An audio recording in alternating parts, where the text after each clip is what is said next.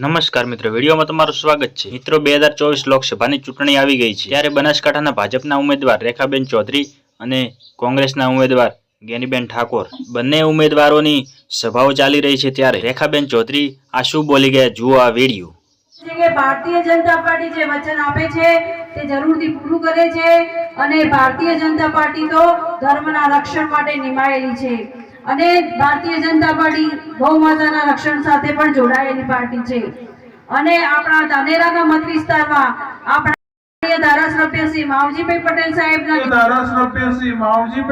સાહેબના નેતૃત્વમાં જે પાણીના પ્રશ્નો ઉકેલાયા છે અને જે વિકાસની ગતિ ધાનેરા કરી રહ્યો છે એમાં પણ હું મારો સહયોગ જરૂરથી રાખીશ અને જરૂરથી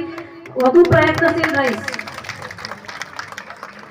અને મહેનત કરવામાં હું અને ભારતીય જનતા પાર્ટી ગૌ માતાના રક્ષણ સાથે પણ જોડાયેલી પાર્ટી છે અને આપણા ધાનેરાના મત વિસ્તારમાં આપણા આદરણીય ધારાસભ્ય શ્રી માવજીભાઈ